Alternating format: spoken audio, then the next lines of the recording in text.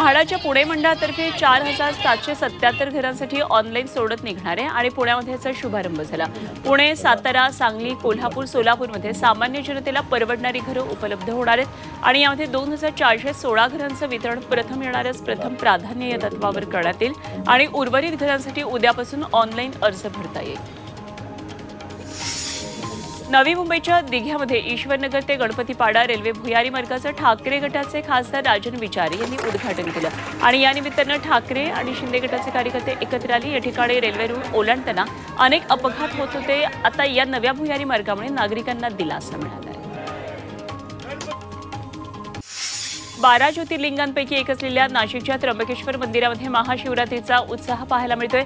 महाशिवरात्री निमित्तानं त्र्यंबकेश्वराचं मंदिर सलग 41 तास सुरू राहणार आहे। रात्रीपासूनच इथं दर्शन घेण्यासाठी भाविकांच्या रांगा लागल्यात। अमृत नोनी आर्थो प्लस ये एक प्रूवन फॉर्मूला है। इसमें मौजूद नोनी फल के गुण और आयुर्वेदिक जड़ी बूटियां शरीर को जरूरी पोषक तत्व देने के साथ साथ हड्डियों और जोड़ों के घिसने, उनमें होने वाले सूजन और दर्द को रोकने में मदद करता है। दर्द मुक्त जीवन के लिए अमृत नोनी आर्थो प्लस।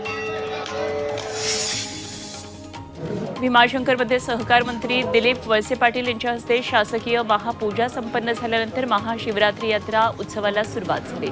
महाशिवरात्री निमित्तानं मंदिर परिसर आकर्षक अशा विविध रंगी फुलांनी सजवण्यात आलेला आहे आणि दर्शनासाठी मध्यरात्रीपासूनच भाविकांनी गर्दी केल्याचं पाहायला मिळालं। हिंगोलीतल्या औंढा नागनाथमध्ये महाशिवरात्रीचा उत्साह आहे। भोलेनाथाच्या दर्शनासाठी रात्रीपासून शिवभक्तांनी गर्दी केली। मध्यरात्री 12:30 वाजता तहसीलदार हरीश गाडे आणि आमदार संतोष बांगर यांच्या हस्ते मंदिरामध्ये महापूजा झाली। त्यानंतर मंदिर भाविकांसाठी खुलं करण्यात आलं। वाढत्या गर्दीमुळे गर्भगृहातील अभिषेक दिवसभर बंद ठेवण्यात आला। अंबरनाथच्या प्राचीन शिवमंदिरामध्ये महाशिवरात्री उत्साहात साजरी होते। दर्शनासाठी मध्यरात्रीपासून भाविकांनी गर्दी केली तर सुरक्षेच्या दृष्टीनं मंदिर परिसरामध्ये पोलिसांचा मोठा बंदोबस्त तैनात करण्यात आला। महाशिवरात्रीनिमित्त यंदा ठाणे, रायगड या जिल्ह्यातल्या भाविक अंबरनाथमध्ये दाखल झाले। पुण्याच्या भोरमध्ये महिला दिनानिमित्तानं महिलांसाठी विविध कार्यक्रमांचं आयोजन करण्यात आलं। रांगोळी स्पर्धा, पाककला स्पर्धा, उखाणा स्पर्धेचं आयोजन करण्यात आलं। विविध क्षेत्रातून उल्लेखनीय कामगिरी करणाऱ्या महिलांचा सन्मान करण्यात आला। यावेळी तालुक्यातल्या महिला वर्ग मोठ्या संख्येनं कार्यक्रमामध्ये सहभागी झाला होता।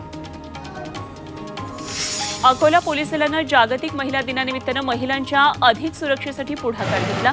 पोलीस दलातील दामिनी पथकाचा विस्तार करत 34 गाड्यांचं लोकार्पण करण्यात आलं। शहरी भागातल्या प्रत्येक पोलीस ठाण्याला 2 दुचाकी तर ग्रामीण भागामध्ये प्रत्येकी 1 दुचाकी देण्यात आली। कर्तृत्ववान महिलांचा सत्कार यावेळी करण्यात आला। कोल्हापूरच्या चंदगडमध्ये नारी शक्ती वंदन महिला मेळावा झाला। भाजप महिला आघाडीच्या प्रदेशाध्यक्षा चित्रा वाघ यांच्या उपस्थितीत हा कार्यक्रम झाला आणि यावेळी पारंपरिक पद्धतीनं त्यांचं स्वागत करण्यात आलं। हजारो महिलांनी यामध्ये सहभाग घेतला। भाजप नेते शिवाजीराव पाटील यांनी त्यांचं आयोजन केले। पीएमपीएमएल कर्मचाऱ्यांच्या मागण्यांसाठी तसंच परीक्षा विधून सेवकांना मूळ वेतन श्रेणीसह तात्काळ कायम करावं या मागणीसाठी आंदोलन केलं गेलं। बदली कर्मचाऱ्यांना सेवेत कायम करून घेण्याचं आश्वासन प्रशासनानं दिलेलं होतं, मात्र अजूनही त्याची पूर्तता झाली नसल्याकडे यावेळी लक्ष वेधलं।